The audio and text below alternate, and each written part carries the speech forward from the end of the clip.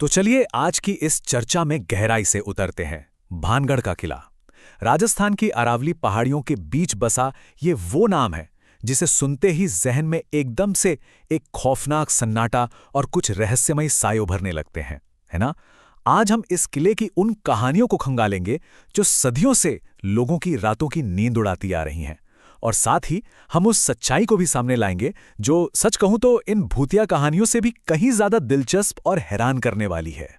अब जब भी किसी डरावनी जगह की बात होती है तो आप शायद सोचें कि भाई ये तो किसी लोकल गांव वाले की फैलाई हुई अफवाह होगी। लेकिन जरा यहां देखिए, ये चेतावनी किसी आम इंसान ने नहीं लगाई है, बल्कि खुद भारत सरकार की संस्था भारतीय पुरातत्व सर्वेक्षण यानी एएसआई ने लगाई है।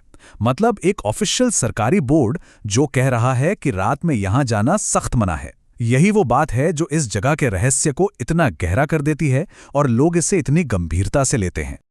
और ऐसी सरकारी चेतावनी से जुड़ी एक बहुत ही मशहूर कहानी भी है। कहा जाता है कि एक रात 3 दोस्तों ने इस रूल को तोड़ने का फैसला किया। वो गार्ड्स की नजरों से बचकर किले के घुप अंधेरे में घुस गए। अचानक एक दोस्त का पैर फिसला और वो सीधे एक सूखे कुएं में जा गिरा। बाकी दोनों ने बड़ी मुश्किल से उसे बाहर निकाला और अपनी कार से अस्पताल की तरफ भागे। लेकिन रास्ते में ही एक भयानक एक्सीडेंट हुआ और तीनों की वहीं मौत हो गई। वहां के स्थानीय लोग इसे कोई नॉर्मल हादसा नहीं मानते। वो कहते हैं कि ये उस नियम को तोड़ने की कीमत थी जो भानगढ़ ने उनकी जान लेकर वसूली। अब जरा इस बात पर गौर कीजिए, जो जगह आज आपको एकदम वीरान और खंडहर दिखती है ना, वो हमेशा से ऐसी नहीं थी। 1573 में जब राजा माधव सिंह ने इसे बसाया था, तब ये एक चमकता हुआ शहर था।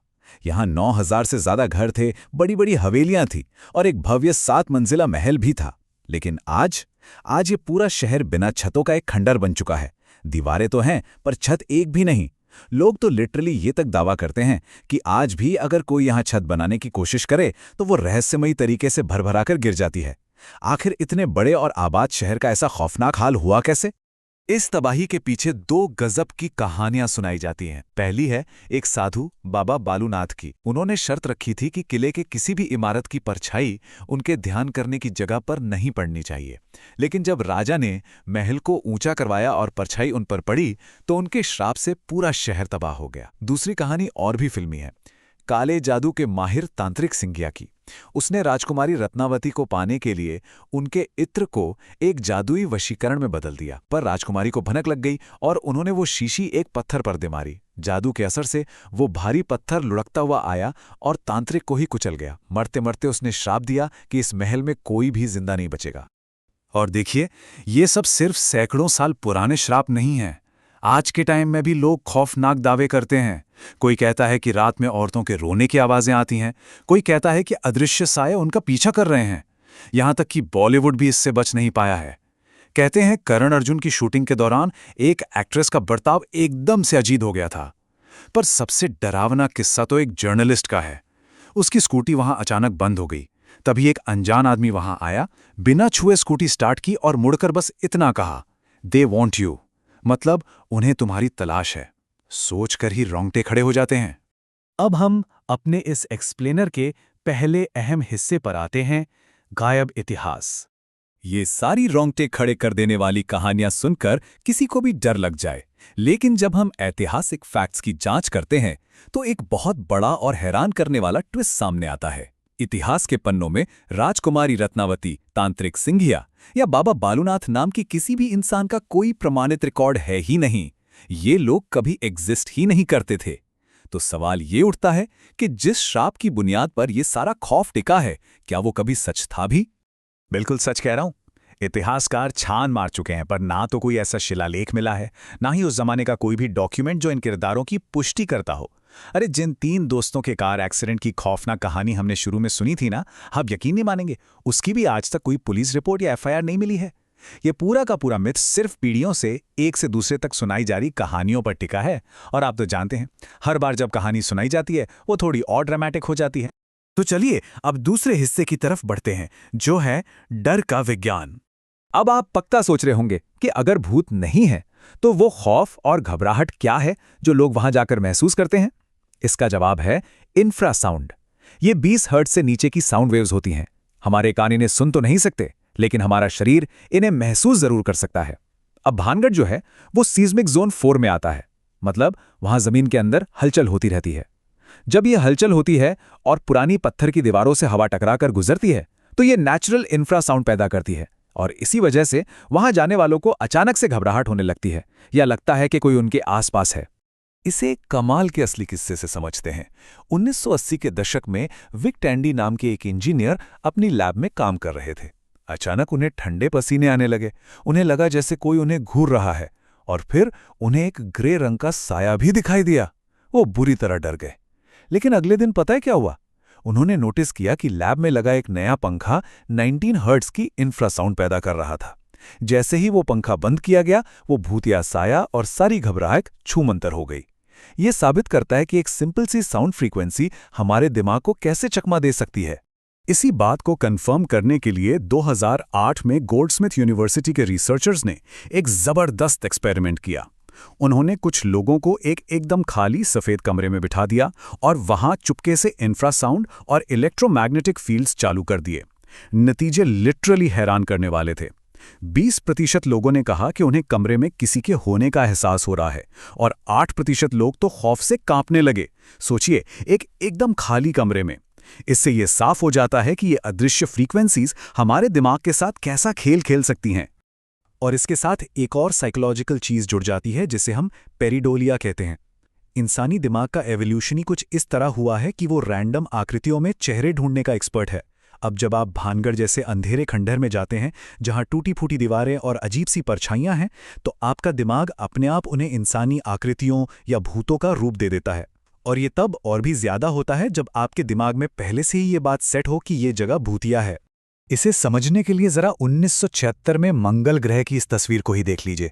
जब ये तस्वीर सामने आई तो लोगों को इसमें एक इंसानी चेहरा दिखाई दिया। लोग कहने लगे कि मंगल ग्रह पर एलियंस हैं, लेकिन बाद में साफ हुआ कि वो सिर्फ परछाइयों का इल्यूजन था। बिल्कुल यही चीज भानगढ़ में होती है। जब आप भूत देखने की उम्मीद लेकर वहां जाते हैं तो रात के अंधेरे में हिलता हुआ एक पेड़ या एक खंबा भी आपको कोई साया या चुड़ैल लगने लगता है। खैर, अब आते हैं हमारे अगले दिलचस्प हिस्से पर, असली विनाशकारी ताकतें। तो भाई, अगर वहां भूत नहीं है तो वो सरकारी ASI का बोर्ड क्यों लगा है? असली खतरा क्या है? हकीकत यह है कि वो बोर्ड आपको भूतों से बचाने के लिए नहीं है। भानगढ़ के स्ट्रक्चर्स इतने ज्यादा खस्ताहाल हैं कि अंधेरे में अगर आप वहां गए तो कोई भी भारी पत्थर या दीवार आपके ऊपर गिर सकती है। और उससे भी बड़ा खतरा पता है क्या है? Sariska tiger reserve. ये भानगढ़ के बिल्कुल करीब है। रात होते ही वहां से तेंदुए, बाघ और लक्कड़बग्गे इन खंडरों में आ धमकते हैं।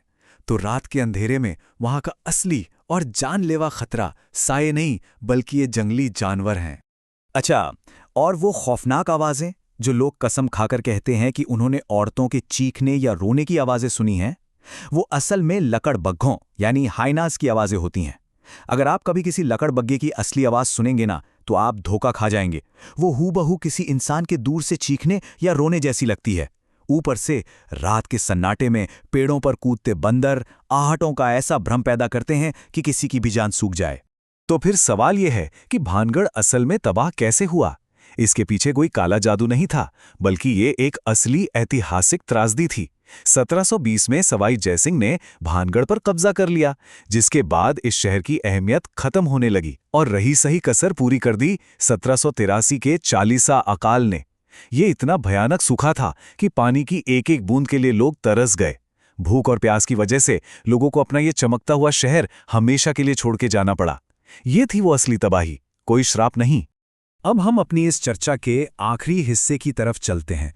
हम इन बातों पर विश्वास क्यों करते हैं? विज्ञान और इतिहास ने तो दूध का दूध और पानी का पानी कर दिया, फिर भी लोग इन कहानियों को सच क्यों मानते हैं? इसके 3 बड़े कारण हैं। पहला है हमारा खुद का दिमाग। हमें अकाल से शहर खाली हो गया जैसी बोरिंग सच्चाई के बजाय तांत्रिक के श्राप से शहर तबाह हो गया वाली कहानी ज्यादा थ्रिलिंग लगती है। दूसरा है वहां का टूरिज्म। इंडिया की सबसे डरावनी जगह का ये टैग ही वहां की इकोनॉमी चलाता है। लाखों लोग बस इसी थ्रिल के लिए वहां जाते हैं। और तीसरा, सोशल मीडिया। आज के टाइम में हर किसी को वायरल कंटेंट चाहिए, और भूतिया व्लॉग से ज्यादा व्यूज किस में आते हैं? महान साइंटिस्ट मैरी क्यूरी का ये कोट इस पूरी बात को एकदम परफेक्ट तरीके से समझाता है। डर अक्सर तब लगता है जब हम चीजों को जानते नहीं हैं, लेकिन जब हम उसी रहस्य को विज्ञान और इतिहास के चश्मे से देखते हैं तो वो डर एक बहुत ही दिलचस्प ज्ञान में बदल जाता है। भानगढ़ का भी यही केस है। हमें इससे डरने की नहीं, बस इसे थोड़ा सा समझने की जरूरत थी। तो भानगढ़ की सच्चाई तो अब आपके सामने है, लेकिन जरा सोचिए, हमारे आसपास ऐसी और कितनी कहानियां हैं जिन पर हम बस इसलिए आंख मूंद कर यकीन कर लेते हैं क्योंकि वो डरावनी है। क्या वो वाकई डरावनी है, या फिर वो भी सिर्फ विज्ञान की रोशनी में समझे जाने का इंतजार कर रही हैं? अगली बार जब भी आप कोई भूतिया किस्सा सुने तो खुद से ये सवाल जरूर पूछिएगा। आज के इस एक्सप्लेनर में हमारे साथ जुड़ने के लिए बहुत बहुत शुक्रिया। अपनी जिज्ञासा हमेशा ऐसे ही बनाए रखिए।